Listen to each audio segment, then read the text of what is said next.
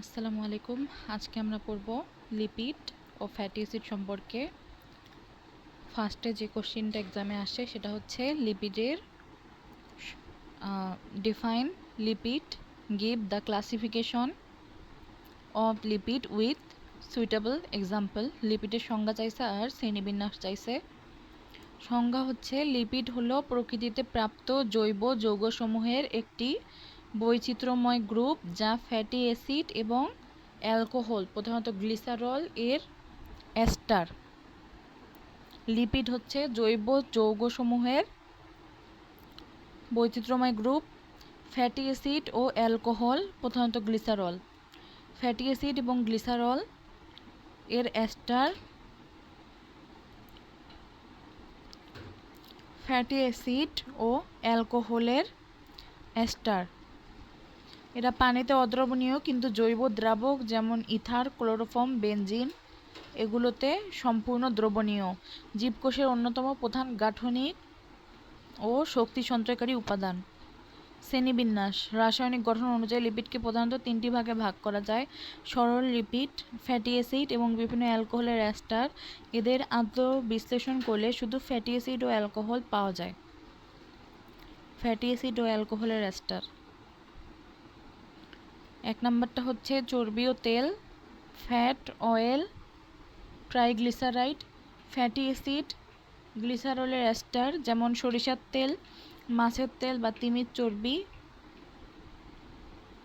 মোম, wax. Fatty acid এবং glycerol ব্যতীত অন্য কোনো উচ্চ আণবিক ভরসম্পন্ন মনোহাইড্রিক অ্যালকোহলের এস্টার যেমন মৌমাছির মোম।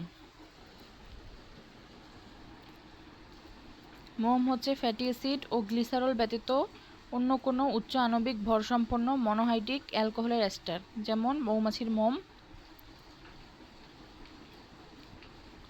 যৌগিক বা জটিল লিপিড, কম্পাউন্ড অথবা কমপ্লেক্স লিপিড। ফ্যাটি অ্যাসিড ও অ্যালকোহল ছাড়া এদের গঠনে অন্য কোনো অতিরিক্ত মূলক বা গ্রুপ যুক্ত থাকে। ফ্যাটি অ্যাসিড, এর আগেরটা কি ছিল? ফ্যাটি অ্যাসিড ও গ্লিসারলের এস্টার, বা ওটা হচ্ছে অ্যালকোহলের এস্টার আর কি। তো এখানে ফ্যাটি অ্যাসিড ও অ্যালকোহল ছাড়াও এদের গঠনে অতিরিক্ত মূলক থাকে, যেমন ফসফোলিপিড।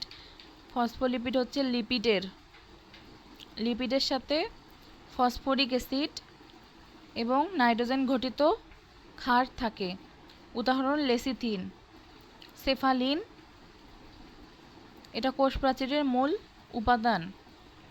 যৌগিক বা জটিল লিপিড, অ্যাসিড ও অ্যালকোহল ছাড়াও এদের গঠনে অন্য অতিরিক্ত মূলক বা গ্রুপ যুক্ত থাকে। ফসফোলিপিড, লিপিডের সাথে ফসফরিক অ্যাসিড এবং নাইট্রোজেন ঘটিত ক্ষার থাকে। উদাহরণ হচ্ছে লেসিথিন, সেফালিন।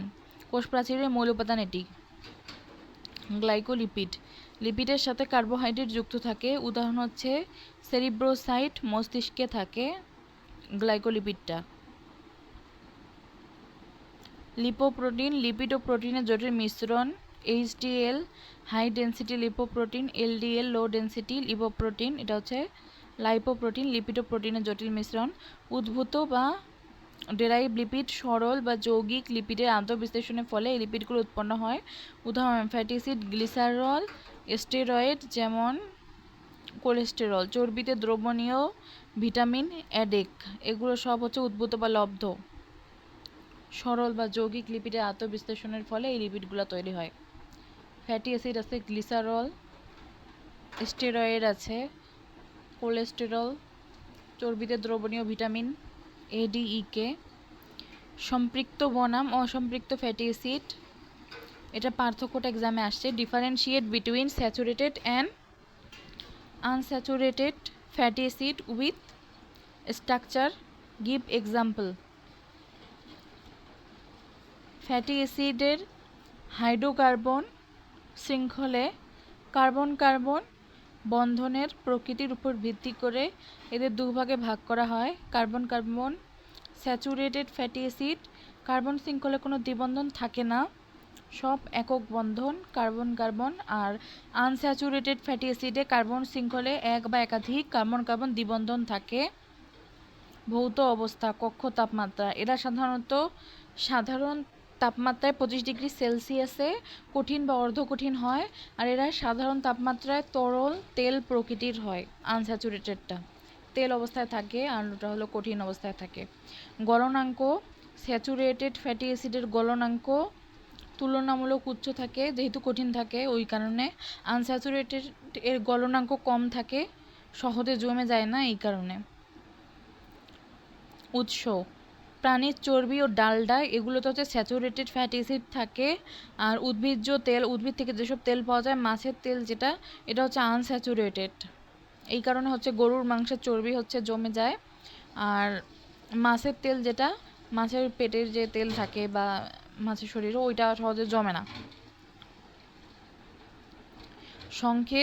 সংকেত হচ্ছে CH3, এটা হলো CH2N, মানে যত যত বেশি বড় হবে তত বাড়তে থাকবে আর কি। এনের জায়গায় 7, 1, 2 থেকে এরকম। আর COOH যেহেতু ফ্যাটি অ্যাসিড এই কারণে। আর শৃঙ্খলে এক বা একাধিক হাইড্রোজেন কম থাকে দ্বিবন্ধনের কারণে। উদাহরণ হচ্ছে palmitic acid C16, H32O2, stearic acid আছে। আর এটার উদাহরণ হচ্ছে oleic acid C18, H34O2, linolenic অ্যাসিডও এটাকে বলা যায়। ফ্যাটি অ্যাসিডের নামকরণ ওমেগা 3 এবং omega 6 fatty acid. Explain omega 3 and omega 6 fatty acid with their biochemical significance. Fatty অ্যাসিডের নামকরণে সাধারণত কার্বক্সিলিক মূলক থেকে কার্বন গণনা শুরু না করে যদি চেইনের শেষ প্রান্তে থাকা মিথাইল মূলক CH3 থাকে, যাকে ওমেগা কার্বন বলা হয়, তো ওই CH3 থেকে গণনা শুরু করা হয়, তবে ওমেগা নামকরণ করা হয়। Omega 3 fatty acid methyl end CH3 থেকে গণনা শুরু করলে যদি 3 নম্বর কার্বনে প্রথম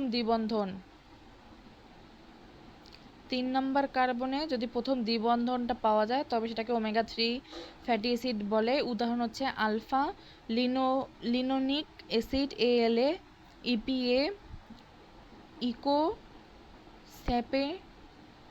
অ্যাসিড DHA কি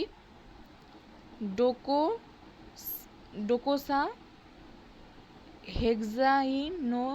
হেক্সাএনোইক অ্যাসিড। সামুদ্রিক মাছের তেল মেরিন ফিশ অয়েল ওমেগা 3 এর প্রধান উপাদান।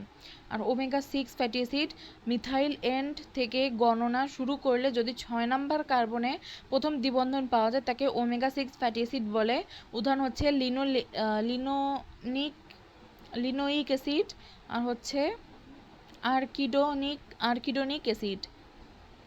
জৈবিক তাৎপর্য, এরা অপরিহার্য fatty acid, essential fatty acid, যা শরীর নিজে থেকে তৈরি করতে পারে না এই ফ্যাটি অ্যাসিডগুলা ওমেগা 3 আর ওমেগা 6। ওমেগা 3 ফ্যাটি অ্যাসিড মানুষের রক্তের ক্ষতিকারক, যেটা হচ্ছে ওমেগা 3 হচ্ছে, এটা হচ্ছে মাছের তেল হচ্ছে ওমেগা 3 প্রধান উৎস। তো এই ওমেগা 3টা কি করে, ফ্যাটি অ্যাসিড মানুষের রক্তে ক্ষতিকারক ট্রাইগ্লিসারাইড ও LDL লো ডেনসিটি লিপিড যেটা, এটা পরিমাণ কমায়, হৃদরোগের ঝুঁকি হ্রাস করে। DHA মস্তিষ্কের গঠন, স্নায়ুতন্ত্র ও চোখের রেটিনার স্বাভাবিক কার্যকারিতার জন্য অত্যন্ত গুরুত্বপূর্ণ। DHAটা কি, DH হচ্ছে ডোকোসা হেক্সানোইক অ্যাসিড। লিপিডের বৈশিষ্ট্যসূচক মানসমূহ, এখান থেকে আসছে define iodine value, saponification value and acid value, state their significance. And এটা হলো analytical constant of fat or oil. তেল বা চর্বির গুণগত মান, বিশুদ্ধতা এবং রাসায়নিক প্রকৃতি জানার জন্য এই মানগুলো ব্যবহার করা হয়। স্যাপোনিফিকেশন মান বা স্যাপোনিফিকেশন ভ্যালু সংজ্ঞা হচ্ছে 1 গ্রাম তেল বা চর্বিকে সম্পূর্ণ সাবানে রূপান্তরিত করতে বা হচ্ছে স্যাপোনিফাই করতে যত মিলিগ্রাম পটাশিয়াম হাইড্রোক্সাইড KOH প্রয়োজন তাকে ওই তেল বা চর্বির স্যাপোনিফিকেশন মান বলে। আমরা 1 গ্রাম যদি তেল নেই, 1 গ্রাম তেল বা চর্বি যদি নেই, সেটাকে সাবানে রূপান্তরিত করতে, স্যাপনিফাই করতে যত মিলিগ্রাম পটাশিয়াম হাইড্রোক্সাইড প্রয়োজন পড়বে। সাবান কিভাবে উৎপন্ন হয়? তো এটা হচ্ছে আমাদের তেল বা চর্বি, COOH আছে, তো ওখানে হচ্ছে আমরা ক্ষার দিব, KOH দিব। তো যত মিলিগ্রাম পটাশিয়াম হাইড্রোক্সাইড বা KOH দরকার পড়বে, সেটাকে ওই তেল বা চর্বির স্যাপনিফিকেশন মান বলে। তাৎপর্য, এই মান ফ্যাটি অ্যাসিডের আণবিক ভরের এই মানটাই, স্যাপনিফিকেশন মানটা ফ্যাটি অ্যাসিডের আণবিক যে ভর তার ব্যস্তানুপাতিক। স্যাপনিফিকেশন মান বেশি হলে ফ্যাটি অ্যাসিডের চেন ছোট, স্যাপনিফিকেশনের মানটা যদি বড় হয় তাহলে ফ্যাটি অ্যাসিডের চেন হচ্ছে ছোট, কম আণবিক ভর, এবং মান কম হইলে চেন দীর্ঘ, উচ্চ আণবিক ভর হয়। আয়োডিন মান সংজ্ঞা: 100 গ্রাম তেল বা চর্বি সর্বোচ্চ যত গ্রাম আয়োডিন শোষণ করতে পারে তাকে তার আয়োডিন মান বলে। তাৎপর্য, এই মান লিপিডের অসম্পৃক্ততার মাত্রা, ডিগ্রি অফ আনস্যাচুরেশন নির্দেশ করে। আয়োডিন মান যত বেশি হবে, এই তেল বা চর্বিতে দ্বিবন্ধন বা অসম্পৃক্ত ফ্যাটি অ্যাসিডের পরিমাণ তত বেশি হবে। এটা অসম্পৃক্ততার মাত্রা নির্দেশ করে। আয়োডিনের মান যত বেশি হবে, তেল বা চর্বিতে দ্বিবন্ধন বা অসম্পৃক্ত ফ্যাটি অ্যাসিডের পরিমাণ তত বেশি হবে। যেমন মাছের তেলে আয়োডিন মান অনেক বেশি হয়। অ্যাসিড মান: 1 গ্রাম তেল বা চর্বিতে উপস্থিত মুক্ত ফ্যাটি অ্যাসিডকে প্রশমিত করতে, 1 গ্রাম যদি তেল বা চর্বি, এটা ওই আয়োডিন মানটা হচ্ছে 100 গ্রাম শুধু, আর স্যাপনিফিকেশনটা হচ্ছে 1 গ্রাম, 1 গ্রাম তেল বা চর্বিকে। আর অ্যাসিড মান কি বা অ্যাসিড ভ্যালু কি? এটাও 1 গ্রাম তেল বা চর্বিতে উপস্থিত মুক্ত ফ্যাটি অ্যাসিডকে, COOH যেটা, সেটা মুক্ত। তো এই মুক্ত ফ্যাটি অ্যাসিডকে প্রশমিত করতে যত মিলিগ্রাম KOH প্রয়োজন তাকে অ্যাসিড মান বলে। তাৎপর্য হচ্ছে এটি তেলের তাজা ভাব ও বিশুদ্ধতা নির্দেশ করে। তেল যত পুরানো বা নষ্ট হয়, হাইড্রোলাইসিসের কারণে মুক্ত ফ্যাটি অ্যাসিডের পরিমাণ তত বাড়ে। হাইড্রোলাইসিস হয়ে মুক্ত ফ্যাটি অ্যাসিডের পরিমাণ তত বাড়ে, ফলে অ্যাসিড মানও বৃদ্ধি পায়। উচ্চ অ্যাসিড মান তেলের পচন নির্দেশ করে। তার মানে উচ্চ অ্যাসিড মান এখানে ভালো না। আর আয়োডিন মানের ক্ষেত্রে কি? আয়োডিন মানের ক্ষেত্রে হচ্ছে দ্বিবন্ধন, আয়োডিন মান যদি বেশি হয় তাহলে হচ্ছে ওটা দ্বিবন্ধন নির্দেশ করে, অসম্পৃক্ততা নির্দেশ করে, দ্বিবন্ধনের সংখ্যা বেশি। র্যান্ডাসিটি বা লিপিডের পচন কাকে বলে? What is rancidity? Discuss the causes and prevention of rancidity of fat and oil. এটা প্রশ্ন আসছে। সংজ্ঞা হচ্ছে তেল বা চর্বিযুক্ত খাবার দীর্ঘদিন খোলার বাতাসে, আলোতে বা আর্দ্রতায় রেখে দিলে তার স্বাদ, গন্ধ ও রং নষ্ট হয়ে যায় ও একটি দুর্গন্ধযুক্ত ও ক্ষতিকারক যৌগে পরিণত হয়। এই ঘটনাকে র্যান্ডাসিটি বা চর্বির পচন বলে। কারণ বা কজ হচ্ছে, র্যান্ডাসিটি মূলত দুইভাবে ঘটে। অক্সিডেটিভ র্যান্ডাসিটি, বাতাসের অক্সিজেনের উপস্থিতির কারণে অসম্পৃক্ত মানে হচ্ছে দ্বিবন্ধন যেখানে আছে, অসম্পৃক্ত ফ্যাটি অ্যাসিডের দ্বিবন্ধন ওটা জারিত হয়ে যায়, অক্সিডাইজ হয়ে হচ্ছে পারঅক্সাইড, অ্যালডিহাইড, CHO যেটা, কিটোন হচ্ছে CO, পারঅক্সাইড হচ্ছে শুধু অক্সিজেন, অ্যালডিহাইড কিটোন তৈরি করে যা দুর্গন্ধ ছড়ায়। হাইড্রোলাইটিক র্যান্ডাসিটি, আর্দ্রতা বা এনজাইমের লাইপেজের প্রভাবে ট্রাইগ্লিসারাইড TG মুক্ত ফ্যাটি অ্যাসিড ও গ্লিসারল আলাদা হয়ে যায়। ট্রাইগ্লিসারাইড ভেঙে ফ্যাটি অ্যাসিড আর গ্লিসারল আলাদা হয়ে যায়, এটা হচ্ছে হাইড্রোলাইটিক র্যান্ডাসিটি। প্রতিরোধের উপায়: খাবার বায়ু রোধী এয়ারটাইট পাত্রে বা অন্ধকার ও ঠান্ডা জায়গায় সংরক্ষণ করা, এটা হলো প্রতিরোধের উপায়। অ্যান্টিঅক্সিডেন্ট ব্যবহার করা, যেমন প্রাকৃতিক ভিটামিন E, টোকোফেরল অথবা কৃত্রিম BHA, BHT যোগ করা। প্যাকেজিংয়ের সময় ভেতরে অক্সিজেন বের করে দিয়ে নাইট্রোজেন গ্যাস ফ্লাশিং ব্যবহার করা। অতিরিক্ত কিছু ইম্পর্টেন্ট প্রশ্ন, এগুলো এক্সামে আসেনি, তবে আসতে পারে। HUF দ্বারা কি বোঝায়? আর PUF এর দ্বারা কি বোঝায়? Polyunsaturated fatty acid. PUF এর দ্বারা পলি আনস্যাচুরেটেড ফ্যাটি অ্যাসিড বোঝায় যেসব ফ্যাটি অ্যাসিডের হাইড্রোকার্বন চেইনে দুটি বা তার বেশি দ্বিবন্ধন থাকে তাকে দুইটা বা তার থেকে বেশি দ্বিবন্ধন থাকে তাকে হচ্ছে PUFA বলে, মানে পলি আনস্যাচুরেটেড ফ্যাটি অ্যাসিড। যেমন লিনোইক অ্যাসিড HUFA, এটা হলো হাইলি আনস্যাচুরেটেড ফ্যাটি অ্যাসিড। এটি PUFA এর একটি বিশেষ অংশ। যেসব ফ্যাটি অ্যাসিডে 20টি বা তার থেকে বেশি কার্বন থাকে এবং 4টি বা তার থেকে বেশি দ্বিবন্ধন থাকে তাদেরকে হচ্ছে HUFA বলে। এটা হলো হাইলি আনস্যাচুরেটেড ফ্যাটি অ্যাসিড, মানে এখানে দ্বিবন্ধনের সংখ্যা বেশি। EPA 20:5। আচ্ছা, 20 হচ্ছে 20টা হচ্ছে এখানে কার্বন সংখ্যা, আর 5 হচ্ছে এখানে 5 হচ্ছে দ্বিবন্ধনের সংখ্যা। আর ওমেগা 3 হচ্ছে প্রথম যে দ্বিবন্ধনটা সেটা হচ্ছে 3 নম্বর কার্বনে। DHA এটা হচ্ছে 22টা কার্বন আছে, 6টা দ্বিবন্ধন আছে 3 নম্বর কার্বনে, এটার হচ্ছে প্রথম দ্বিবন্ধন বিদ্যমান। অ্যাকুয়াকালচারে এদের গুরুত্ব, ইম্পর্টেন্স ইন অ্যাকুয়াকালচার। শীতল রক্ত বিশিষ্ট প্রাণীর অভিযোজন।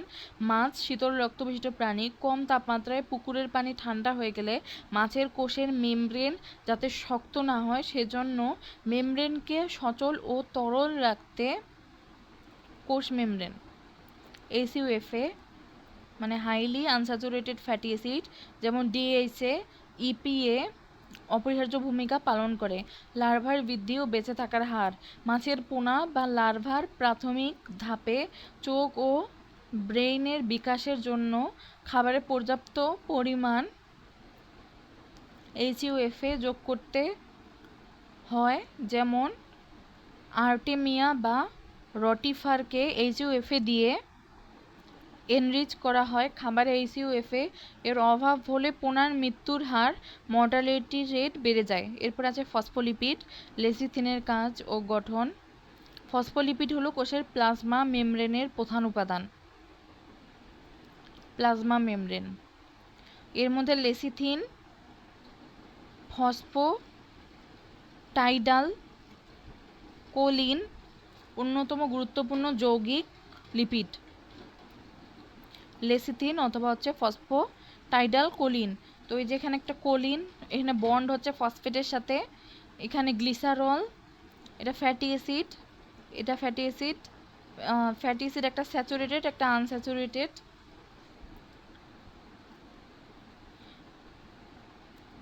গঠন, এর এক অণুতে একটি গ্লিসারল ব্যাকবোন থাকে। ব্যাকবোনটা কিসের? গ্লিসারলের। যার দুই হাতে দুটি ফ্যাটি অ্যাসিড যুক্ত থাকে। হাইড্রোফোবিক বা পানি বিকর্ষী লেজ। ফ্যাটি অ্যাসিডটা এটা হচ্ছে হাইড্রোফোবিক বা পানি বিকর্ষী, এবং 3 নম্বর হাতে একটি ফসফেট মূলক ও একটি কোলিন নামক ক্ষার যুক্ত থাকে। ফসফেট মূলক আর কোলিন নামক ক্ষার যুক্ত থাকে।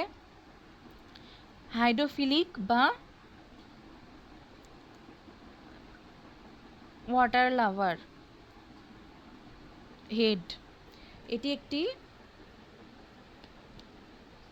অ্যামফিপ্যাথিক অণু, অর্থাৎ একই সাথে পানি আকর্ষী ও ফ্যাট বা চর্বি আকর্ষী দুই ধরনের ধর্মই আছে।